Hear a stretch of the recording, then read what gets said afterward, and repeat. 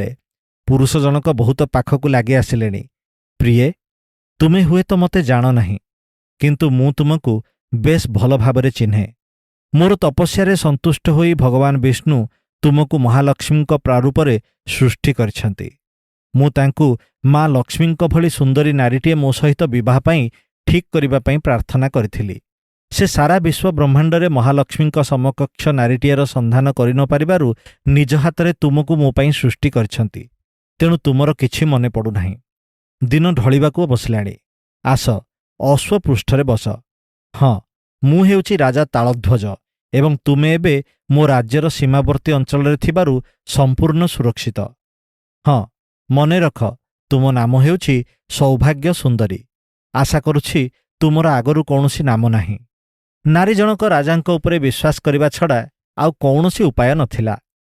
ଧୀର ପଦକ୍ଷେପରେ ଅଶ୍ୱ ପାଖକୁ ଯିବା ପରେ ରାଜା ତାଳଧ୍ୱଜ ନାରୀଟିକୁ ଦୁଇ ହାତରେ ଉଠାଇ ଘୋଡ଼ା ପିଠିରେ ବସାଇଦେଲେ ଏବଂ ନିଜେ ଅଶ୍ୱାରୋହଣ କରି ରାଜପ୍ରସାଦ ଅଭିମୁଖେ ଅଗ୍ରସର ହେଲେ।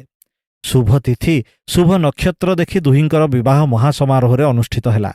ବର ବଧୂ ଦୁହେଁ କୌମାର୍ଯ୍ୟ ବ୍ରତ ରଖିଥିଲେ ଏବଂ ଦୀର୍ଘଦିନ ଧରି ସଞ୍ଚିତ କୌମାର୍ଯ୍ୟର ସଦୁପଯୋଗ କରି ପରସ୍ପରକୁ ଉପଭୋଗ କଲେ। ଏହିଭଳି ଭାବରେ 12 ବର୍ଷ ବିତିଗଲା ଏବଂ ରାଜଦମ୍ପତି ଧୀରେ ଧୀରେ ଏକ ଶୂନ୍ୟତାର ଅନୁଭବ କରିବାକୁ ଲାଗିଲେ। ରାଜପ୍ରସାଦର ଅଳିନ୍ଦରେ ଏକ ଚାପା ଗୁଞ୍ଜରଣ ଶୁଣାଯାଉଥାଏ ଯେ ରାଣୀମା ବୋଧହୁଏ ବନ୍ଧ୍ୟା ଦୋଷରେ ପୀଡ଼ିତା। ରାଣୀମା ଏଥର ବିଭିନ୍ନ ଦେବାଦେବୀଙ୍କ ପାଖରେ ସନ୍ତାନଟିଏର ପ୍ରାପ୍ତି ପାଇଁ ମାନସିକ ରଖିଲେଣି। ବିଭିନ୍ନ ବ୍ରତ ଉପବାସ କରିଲେଣି। ମନ୍ତ୍ରିତ ଡେଉଁରିଆ ଓ ତାବିଜ ଶରୀରର ବିଭିନ୍ନ ଅଂଶରେ ବନ୍ଧା ହୋଇସାରିଲାଣି। ଶେଷରେ ପୁତ୍ର ସନ୍ତାନଟିଏ ରାଜଦମ୍ପତିଙ୍କର ଶୂନ୍ୟକୋଳରେ ଅବତୀର୍ଣ୍ଣ ହେଲା ଓ ରାଜପ୍ରାସାଦରେ ଆନନ୍ଦର ଲହରୀ ଖେଳିଗଲା। ଦେଖୁ ଦେଖୁ ପରପର 12 ବର୍ଷରେ 12ଟି ପୁତ୍ର ସନ୍ତାନର ଜନକ ଜନନୀ ହେଲେ ରାଜଦମ୍ପତି। ବିନିଦ୍ର ରଜନୀ ହୋଇ ପିଲାମାନଙ୍କ ସେବା ଯତ୍ନରେ ବ୍ୟସ୍ତ ରହି ସ୍ୱାମୀଙ୍କ ପ୍ରତି ଧ୍ୟାନ ଦେଇ ପାରୁନଥାନ୍ତି ରାଣୀମା ଆମର। ସମୟ ବ୍ୟତୀତ ହୋଇଯାଉଥାଏ। ପିଲାମାନେ ବଡ଼ ହୋଇ ବାହା ହୋଇ ବଡ଼ ହେଲେଣି। ସେମାନଙ୍କର ମଧ୍ୟ ପିଲାପିଲି ହେଲେଣି।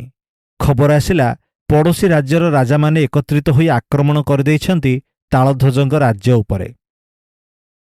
ସୈନ୍ୟବାହିନୀ ସହିତ ପିତା, ପୁତ୍ର ଏବଂ ପ୍ରପୌତ୍ରମାନଙ୍କ ସମ୍ମିଳିତ ଶକ୍ତି ମଧ୍ୟ ଶତ୍ରୁମାନଙ୍କ ଚତୁର୍ଦିଗର ଆକ୍ରମଣ ଆଗରେ ସମ୍ଭାଳି ହୋଇ ରହିପାରିଲେ ନାହିଁ। ପୁତ୍ର ଏବଂ ପ୍ରପୌତ୍ର ଯୁଦ୍ଧରେ ଲଢ଼ିବା ଭିତରେ ସମୂଳେ ବୀରଗତିକୁ ପ୍ରାପ୍ତ ହେଲେ। ରାଜା ତାଳଧ୍ୱଜ ଛତ୍ରଭଙ୍ଗ ଦେଲେ। ରାଣୀ ସୌଭାଗ୍ୟ ସୁନ୍ଦରୀ ଯୁଦ୍ଧକ୍ଷେତ୍ରରେ ମୁଣ୍ଡ ପିଟି କାନ୍ଦୁଥାନ୍ତି ଏବଂ ତାଙ୍କୁ ଧରିନେଇ ଶତ୍ରୁ ରାଜାମାନଙ୍କ ଭିତରେ କିଏ ତାଙ୍କୁ ନେଇ ନିଜର ପତ୍ନୀ ବା ଉପପତ୍ନୀ କରି ରଖିବେ ଏହି ବିଷୟରେ କନ୍ଦଳ ଲାଗିଯାଇଥାଏ। ଦେବକନ୍ୟା ହୋଇଥିବାରୁ ନାରୀ ରୂପୀ ନାରଦଙ୍କ ସୌନ୍ଦର୍ଯ୍ୟ ବା ଯୌବନ କୌଣସିଥିରେ ତିଳମାତ୍ର ଉଣା ପଡ଼ିନଥାଏ।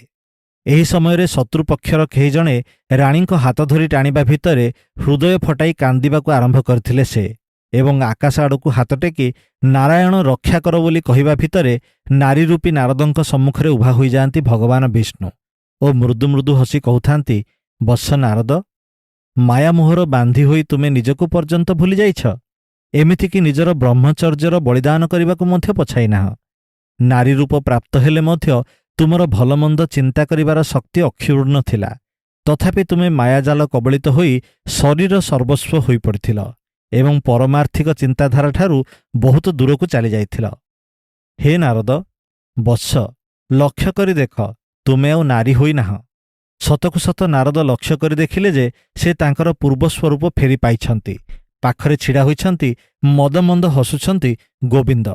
ନାରଦଙ୍କ ଗର୍ବ ଖର୍ବ ହୋଇସାରିଥାଏ ଏବଂ ସେ ନିଜର ସଂକୀର୍ଣ୍ଣତା ପାଇଁ ଅନୁତାପ କରୁଥାନ୍ତି। ରାଜା ତାଳଧ୍ୱଜଙ୍କର ମୃତ୍ୟୁ ପରେ ତାଙ୍କର ଆତ୍ମା ବିଷ୍ଣୁ ଭକ୍ତ ହିସାବରେ ପରମାତ୍ମାଙ୍କ ସହିତ ଲୀନ ହୋଇଯାଇଥିଲା। ଆପଣ ଶୁଣୁଥିଲେ କାହାଣୀ ନାରୀ ରୂପରେ ନାରଦ। ଲେଖିଥିଲେ ଅଚ୍ୟୁତାନନ୍ଦ ଦାସ।